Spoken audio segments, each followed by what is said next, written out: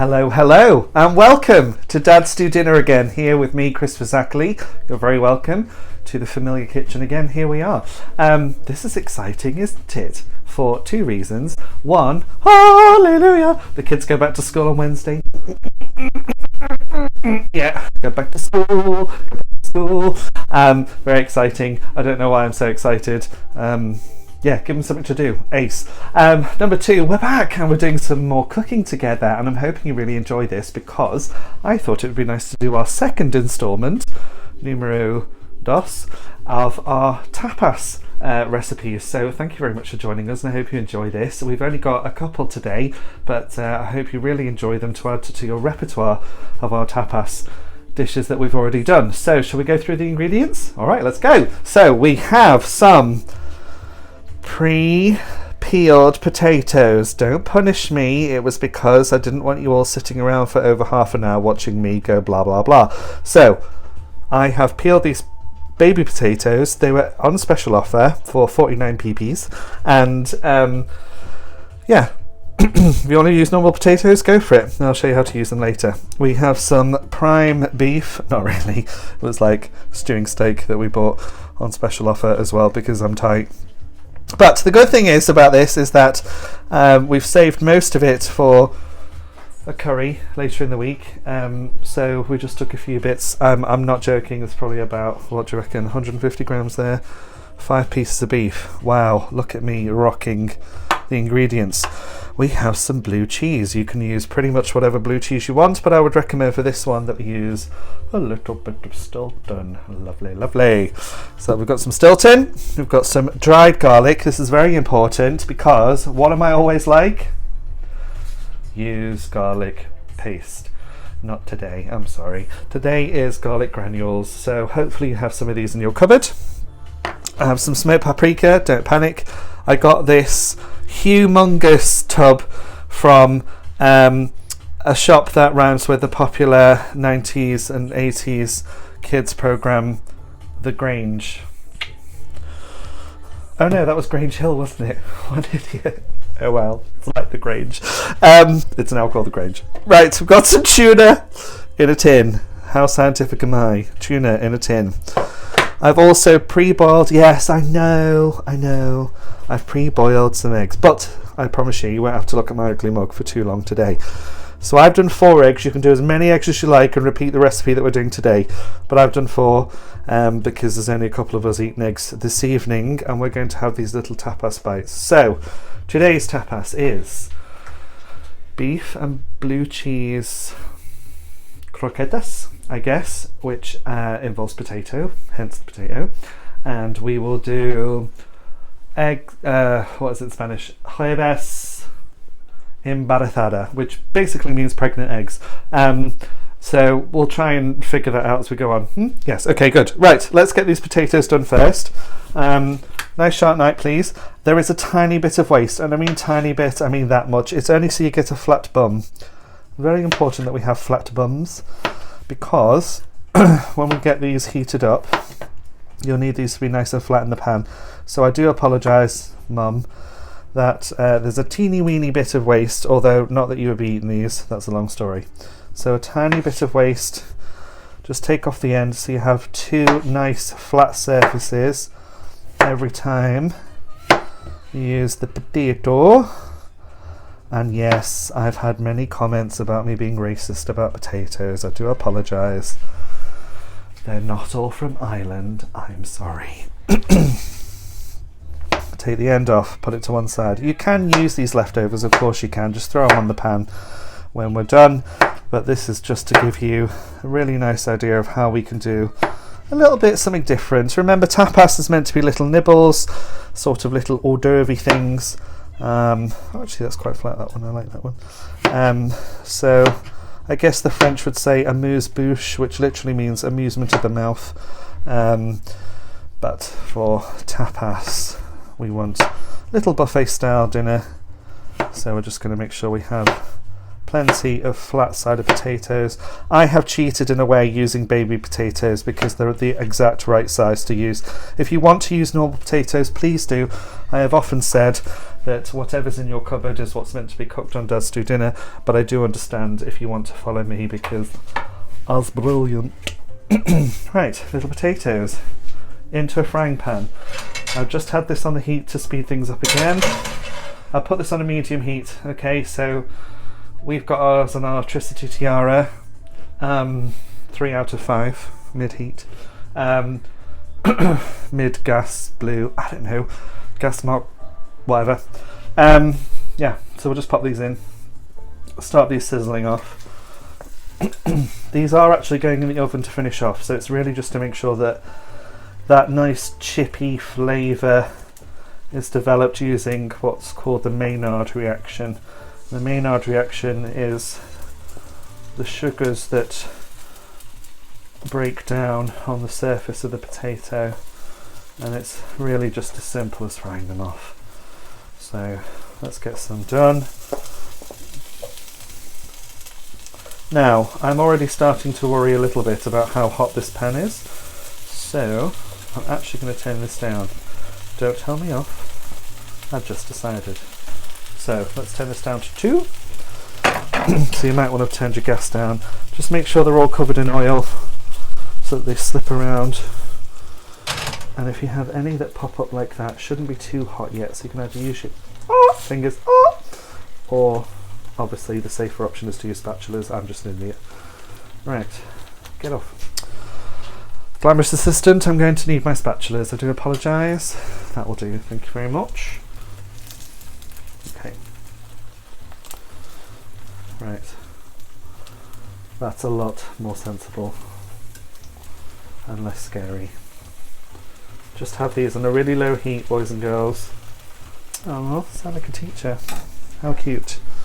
Right, let's get some beef done over here. So, nice thin slices of beef, please.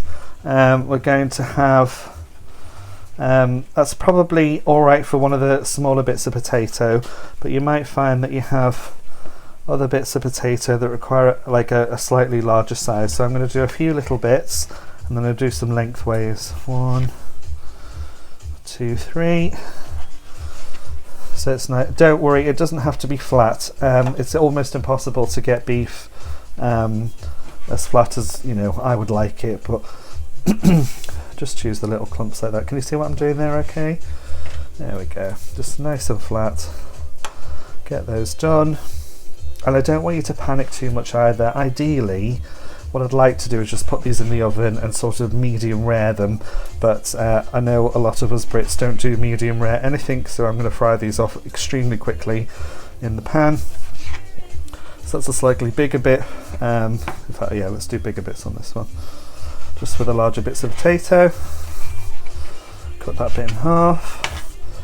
It's just really a little topper for the potato, so really nice, deep, rich beef flavour with our little blue cheese topper. If you don't like blue cheese, that's absolutely fine. You can use cheddar, Edam. The only thing with Edam, just remember, is that it's very rubbery, so it will dry quite hard. In fact, my best friend Helen showed me how to make nacho chips out of Edam, which I'm going to try. Thank you, Helen. Right, so we've got the beef done. That's ready to go on the potatoes. Let's check them out now. Yeah, these are cooking a bit slower now because I panicked. So I'm going to turn the heat up back to the mid-heat and get these frying off really nicely there. No bother. So, should get some eggs on the go. I love a bit of multitasking in my kitchen. What knife have we got in here? Oh, that'll do nicely, thank you. Right, new board please. We don't mix what we're going to eat with what's going to cook. Now, boiled eggs. Little top tip. If you're boiling eggs and you don't need them to be warm for a breakfast, for example, if you boil them for as long as you like, because it really doesn't matter in this particular instance, but if you run them in the same pan, tip all the hot water out, and then run them under cold water for a couple of minutes, and then leave them in cold water, what happens is that the really hot eggs start to contract and shrink in the cold, and they go, and they actually pull away from the eggshell a little bit, and it just helps get the eggshell off, hence why I've got nice eggs left over. So I'm going to try and guess as good as I can and chop these eggs in half. so that the yolk is in the middle. Oh, that was a good guess. And that the egg white is around the edge. Try again. Oh, lucky again, wow. As you can see, not too scary. Another successful bunch. And that's lovely. Look at that. All halved very, very nicely. And you might be thinking, where's this guy going? Promise you, there is method in the madness. Let's just check our potatoes again. You're going to be showing off now to your friends and family. Right, the easiest way to do it is turn it over. If it's not golden brown like a chip, then you put it back to where it was. He says, you can't even, look, it's skiing. Flipping heck. Get off. Get off. There we go. And keep those nice and happy in there.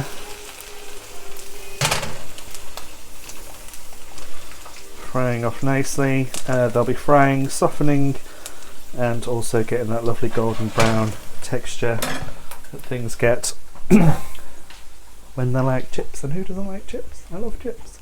Right, should we crack on with these eggs? So, I told you they're going to be pregnant eggs, which is kind of a weird thing to say, but you'll understand in a minute, because I know, don't get too angry with me, I'm actually going to take the yolks out. So, just gently pop the yolk out.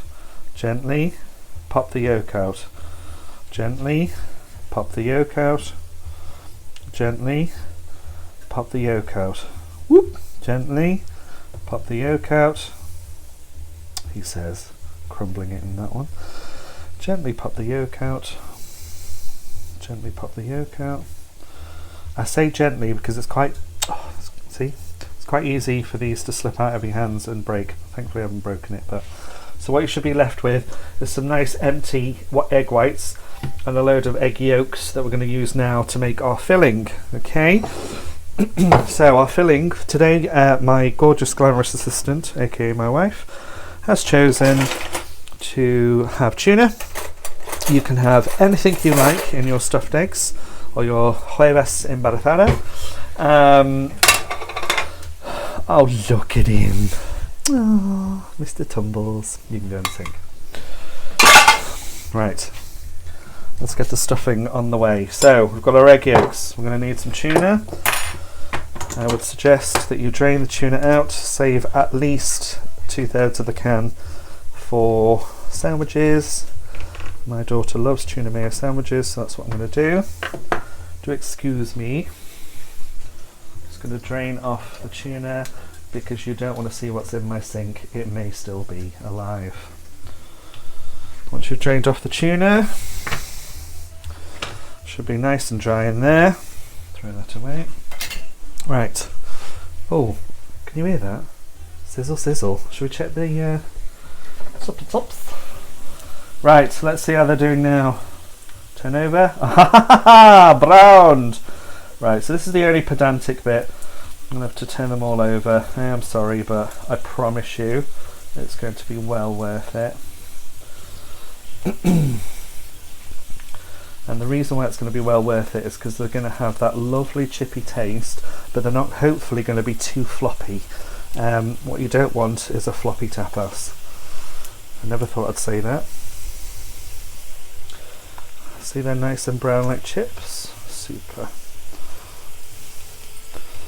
Don't want them too floppy. So we'll turn them over now, and I bet you, well, I say I bet you, but I hope very much that by the time we have done our egg stuffing, these should be done. Remember, if it's starting to stress you out, stop. This channel is not about doing stressful cooking. It's not about doing a Jamie olive bread timed recipe or 30 minutes in heaven. That's not right. You know what I mean. See, some of these bits are so small. That's why we did some of the smaller bits of beef. Do you remember? Just going to turn these over. Oops. It's already been turned. Already been turned. Already been turned. Okay, we've not done too badly there. Alright, cool. Sorry to keep you waiting. Ooh, There we go. So, all nicely turned over now. Cool. Okay, let's get going. Back to the eggs. So, what I would suggest is take about 1/3 of the tin. If you do any more than that, it's totally up to you, but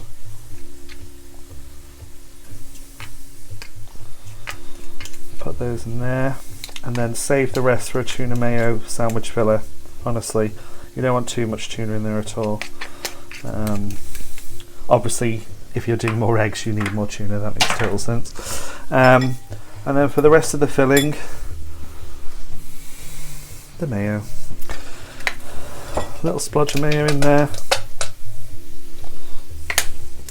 And then with a fork, all I want you to do is mix up the mayo and the egg yolks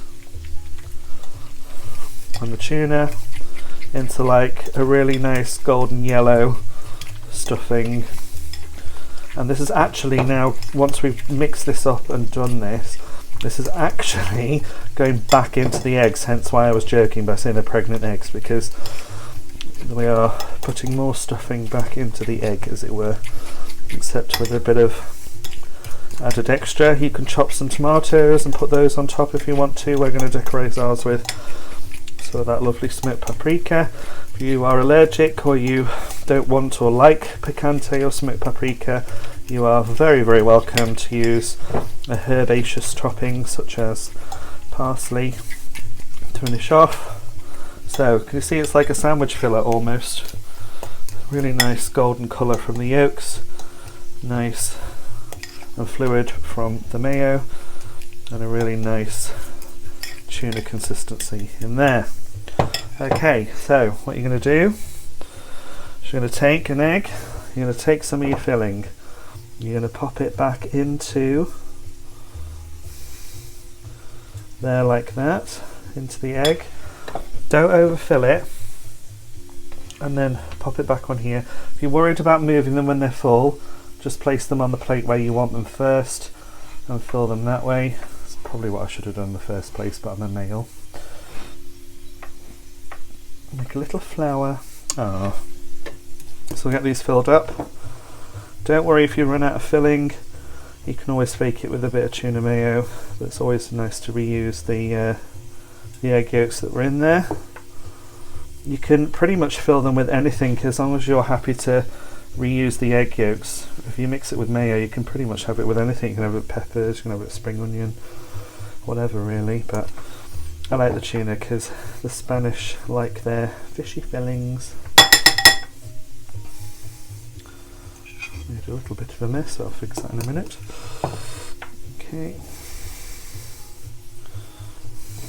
And ideally, obviously, you would be using a spoon. I'm just trying to save on a few dishes. As you can see, I've got a little bit left over, but that's absolutely fine. Use it for whatever you like. Okay, so we've stuffed our eggs. Lovely. Right, it's up to you now at this point. You can drizzle with oil, you can drizzle with herbs, and you can drizzle with anything you like. A bit of smoked paprika, why not? A bit of a favourite in our house.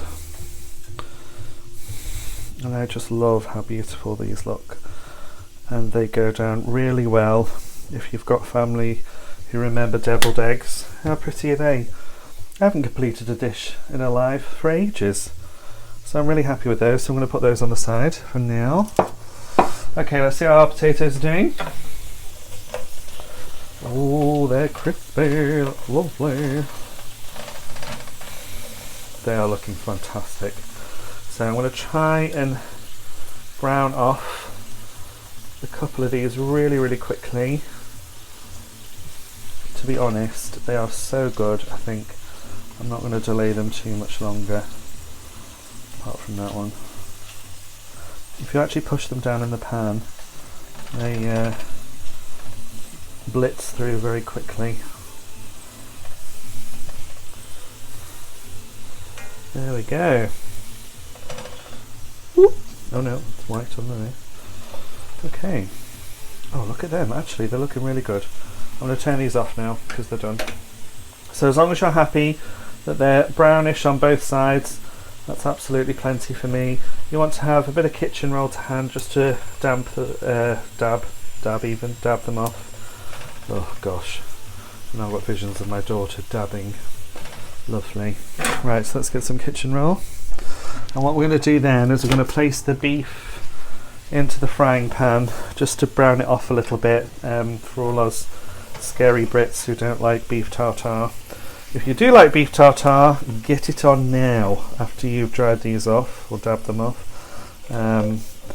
because the rarer the beef, the more intense the flavour. But that's not very popular in this house, so I'm not going to panic too much. Remember, you're going to need your dried garlic for this bit as well. Look at that, just dab them off. And with the leftover oil, get that beef in. If you want them a little less rare, as I said, and then they can start to... Whoop, I've lost one, never mind. Right, beef in. Please do not do the beef any more than 5 minutes because it'll just be a waste of good meat, and the oven will take the edge off most of it anyway. So try and keep the beef as nice as flat as you cooked it, so that it's easier to put on the little potatoes.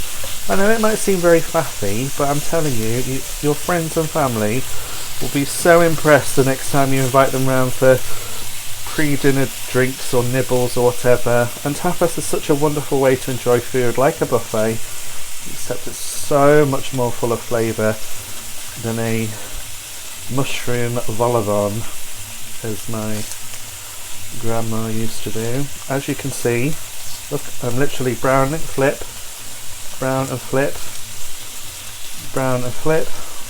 You may prefer tongs for this, which had I thought ahead I might have done myself, but it's too late now.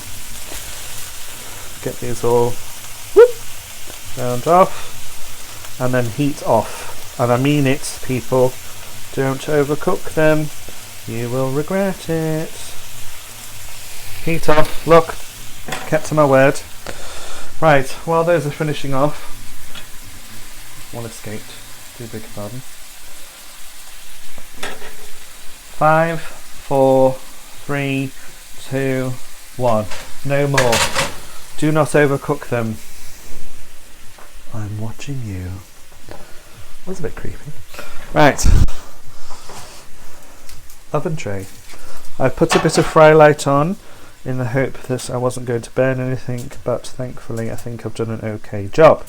Put these on the baking tray. I do not want these in the oven any longer than about 12 minutes, and that is the maximum because we've got our oven preheated to 200 degrees Celsius, gas mark or high, yeah, mid-high, whatever. Just make sure these are all nicely put out, and look at that, you've got how many nibbles there? I didn't even bother counting as I was putting out because I couldn't multitask. There's quite a few on there, isn't there? It's alright. Right, I am going to ask for some tongs, please. While you get those, I'm going to have a gulp of wine, which I hid over here. Whoops. We've got some lovely background music on today, haven't we? Oh, what an umpty. Right. So, take your beef slice, put the larger bits on the big bits of potato, because they can hack it.